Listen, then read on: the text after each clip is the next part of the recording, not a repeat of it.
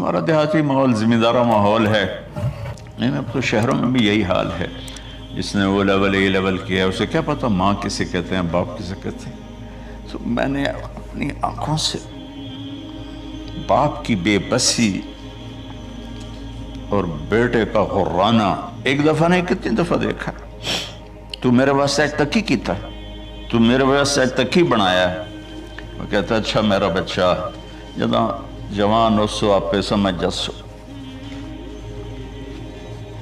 جبریل انسانی شکل میں آئے کہ یا رسول اللہ کچھ سوال کی، قیامت کب آئے گی؟ کہا اللہ کو پتہ ہے۔ کہا کوئی نشانی؟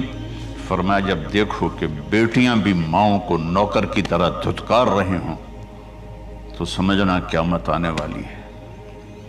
کچھ عرصہ پہلے ایک بچی اور ماں، تو ماں کچھ بات کر رہی تھی اور بیٹی کہہ رہی تھی بھوک نہیں بھوک نہیں، اور اس کی ماں کے خون سے بھرے ہوئے آنسو بہ رہے تھے اور اس کی ہچکیاں لگ رہی تھی کہ یہ وہ ہے جس کو میں نے اپنے پیٹ سے جنا اور اپنی چھاتی کا دودھ پلاتے پلاتے پلاتے میں نے کتنی تکلیفیں برداشت کی، اور آج کر یہ بھوک نہیں۔ کہ ایک بدو آیا صحابی کا، یا رسول اللہ میرا باپ مجھ سے پوچھے بغیر میرے مال کو خرچ کر دیتا ہے۔ آپ نے فرمایا بلاؤ گئی۔ جب اسے پتہ چلا کہ میرے بچے نے میری شکایت کی ہے تو اسے بڑا دکھ ہوا، تو اس نے دل ہی دل میں چند اشعار پڑھے، زبان پہ ادا نہیں دل میں آئے۔ تو جب وہ مسجد میں انٹر رہا تو جبریل پہلے آئے بیٹھے تھے کہ یا رسول اللہ اللہ فرما رہے ہیں اس سے کہو کہ پہلے وہ اشعار سنائے جس کو اس کے کانوں نے نہیں سنا، لیکن اللہ نے من فوق عرش ہی سن لیا ہے، عرش کے اوپر اللہ نے سن لیا ہے۔ تو آپ نے اس سے ارشاد فرمایا کہ تمہاری بات ہم سنتے ہیں باپ بیٹے کی، لیکن پہلے وہ شعر سناؤ جو تیری زبان سے ادا نہیں ہوئے، تیرے کانوں نے نہیں سنے، تیرے دل کی گونج تھی اور تیرے دل کی آہ اور فریاد تھی جو دل ہی میں گھٹ کے رہ گئی، اسے اللہ نے سنا ہے۔ وہ کہتا ہے سناؤ۔ کہنے لگا یا رسول اللہ آپ کا رب ہر وقت ہمارے ایمان کو آپ پر زیادہ سے زیادہ بڑھاتا رہتا ہے، اس ذات کی قسم جس کے قبضے میں میری جان ہے۔ یہ چند میرے دکھ بھرے خیالات الفاظ کی شکل میں ڈھلے، لیکن میری بزم تصور میں ہی رہے اور وہیں دفن ہو گئے، باہر نہیں نکلے، میری زبان سے ادا نہیں ہوئے، میرے کانوں نے نہیں سنا، آپ کے رب نے سن لیا۔ اب نے کہا اچھا بتاؤ تو نے کہا کیا تھا؟ تو نے کہا جی میں نے بچے کی جب سنی شکایت میری کی ہے تو میں نے کہا تھا غضوتک مولودا وعلتک یافعا تعل بما اجنی علیک وتنہل وَإِذَا ذَاقَتْكَ بِالسُّقْمِ لَيْلَةً لَمْ أَبِتْ لِلسُّقْمِكَ إِلَّا صَاهِرًا أَتَمَلْمَلُ كَأَنِّي أَنَا الْمَتْرُوكُ دُونَكَ بِالَّذِي تُرِكْتَ بِهِ دُونِي وَعِنِي يَتَحْمَلُ تَخَافُ الرَّضَى نَفْسِي عَلَيْكَ وَإِنَّهَا لَتَعْلَمُ أَنَّ الْمَوْتَ وَقْتٌ مُؤَجَّلٌ فَلَمَّا بَلَغْتَ السِّنَّ وَالْغَايَةَ الَّتِي إِلَيْهَا مَدَى مَا فِيكَ كُنْتُ أُؤَمِّلُ جَعَلْتَ جَزَائِي غِلْظَةً وَفَظَاظَةً كَأَنَّكَ أَنْتَ الْمُنْعِمُ الْمُتَفَضِّلُ فَلَيْتَكَ إِن لَّمْ تَرَعَ حَقَّ أُبُوَّتِي فَعَلْتَ كَمَا الْجَارُ الْمُجَاوِرُ يَفْعَلُ فَأَوْلَيْتَنِي حَقَّ الْجِوَارِ وَلَمْ تَكُنْ عَلَيَّ بِمَالٍ دُونَ مَالِكَ تَبْخَلُ۔ میں ابھی ترجمہ کرتا ہوں۔ اس کا میرے نبی پر کیا اثر ہوا کہ آپ کے ٹپ ٹپ آنسو گر رہے تھے اور آپ کی داڑھی آپ کے آنسوں سے تر ہو رہی تھی۔ یہ اتنا فصیح کلام ہے کہ عربوں کو بھی پسینہ آ جائے گا ترجمہ کرنے کے لیے، تو میں تو عربی نہیں ہوں، لیکن یہ فخر تو حاصل ہے، بھلے ہیں یا برے ہیں دو چار قدم ہم بھی تیرے ساتھ چلے ہیں۔ کچھ عرصہ اہل علم کی محفلوں میں بیٹھے، کچھ زبان کی شناسائی ہوئی، تو میں اپنی کم مائگی کے ساتھ اس کا ترجمہ کروں گا۔ وہ کہتا ہے غزوتک مولودا وعلتک یافعا تعل بما اجنی علیک تنحل، میرے بیٹے جس دن تو پیدا ہوا ہم نے اپنے لیے جینا چھوڑ دیا، ہوئے ہوئے ہوئے ہم تیرے لیے جیے۔ تیری ماں تجھے دودھ پلاتی تھی، میں تیرے لیے روٹی کے نوالے لاتا تھا، میری ساری کمائی پہلی اور آخری سب تیرے اوپر لگتی تھی۔ تجھے خوش دیکھتے تھے تو خوش ہوتے تھے، تجھے روتا دیکھتے تھے تو ہم روتے تھے۔ وَإِذَا ذَاقَتْكَ بِالسُّقْمِ لَيْلَةً لَمْ أَدْلِ سُقْمَكَ إِلَّا صَاهِرًا أَتَمَلْمَلُ۔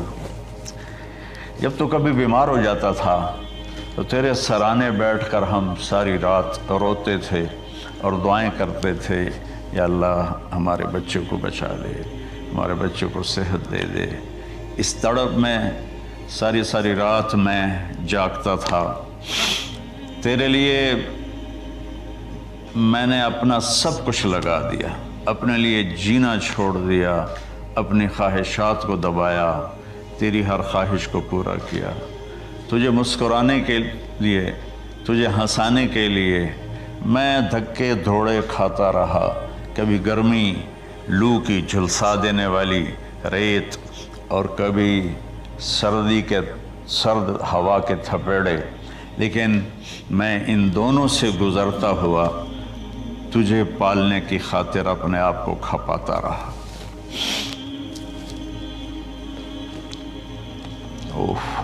فلما بلغت السن والغایۃ التی الیہ مدی ما فیک کنت اؤمل۔ بیٹا میں نے اپنے ہڈیوں کا رس بھی تیرے اندر ڈال دیا، صرف کمائی نہیں، میں نے اپنے ہڈیوں کا رس تیرے اندر ڈالا، میں نے جو کچھ تھا تیرے اوپر قربان کیا۔ تجھے مسکراتا دیکھ کر میں اپنے غم بھولتا تھا، تجھے ہنستا دیکھ کر مجھے دکھ بھول جاتے تھے، اور پھر آہستہ آہستہ آہستہ میری ہڈیوں کا گودا، میری کمائی تیرے اندر گئی، اور تو ایک خوبصورت درخت کی طرح بڑھتا چلا گیا، بڑھتا چلا گیا، بڑھتا چلا گیا، بڑھتا چلا گیا، اور میری بڑھاپے نے کمر جھکا دی اور میں جھکتا چلا گیا، جھکتا چلا گیا۔ میرا خیال تھا کہ جیسے میں اس کی انگلی پکڑ کے چلتا تھا، اب میری باری ہے، یہ میری انگلی پکڑ کے چلے گا۔ جیسے میں اسے سینے سے لگاتا تھا، پیار کرتا تھا، جھولے جھلاتا تھا، باغ میں لے جاتا تھا، یہ ساری اس کی تعبیرات کے اندر داخل ہیں، الفاظ میں نہیں ہیں۔ تو مجھے خیال آتا تھا جب میں بوڑھا ہو جاؤں گا نا تو میرا بیٹا بھی مجھے ایسے ہی لے کے پھرے گا، میرا بیٹا بھی میری سنے گا۔ یہ 100 دفعہ پوچھتا تھا یہ کیا ہے، اور میں ہر دفعہ جواب دیتا تھا یہ ہے۔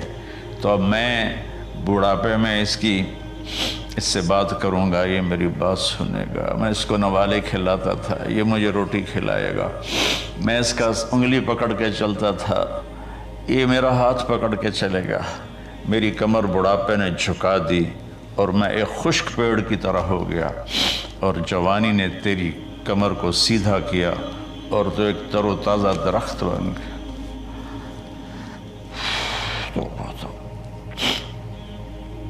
تو مجھے خیال آیا کہ میں نے 20 سال اس بچے کو پالا ہے، ابھی اپنی ماں اور باپ کو دیکھے گا، لیکن ایک دم اچانک کیا ہوا؟ فلما بلغت السن والغایۃ التی الیہا مدی ما فیک کنت اؤمل۔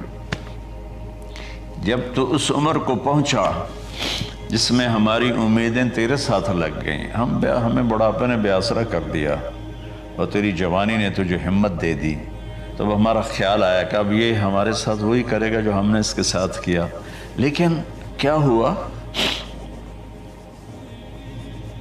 جعلت جزائی غلظۃ وفظاظۃ کأنک انت المنعم المتفضل۔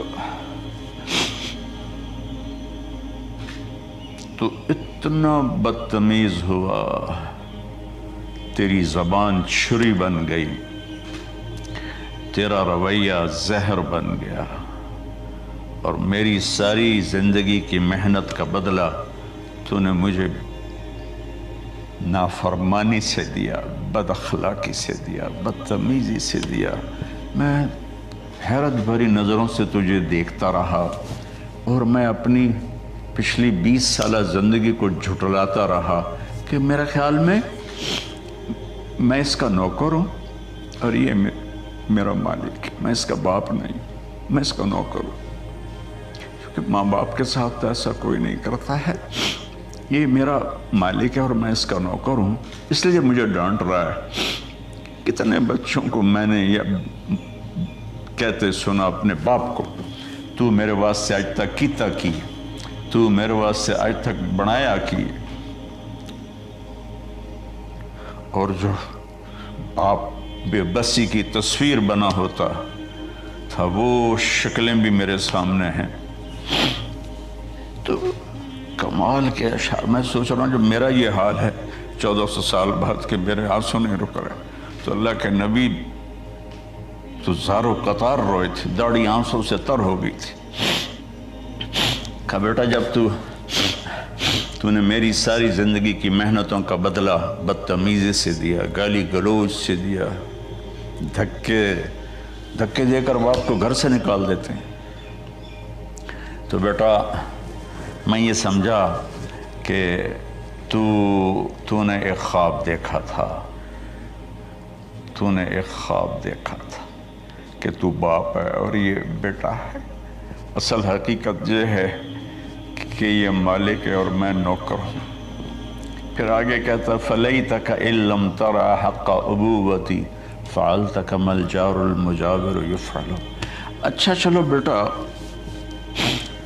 تو نے مجھے باپ تو نہ سمجھا، چلو ایک پڑوسی سمجھ لو۔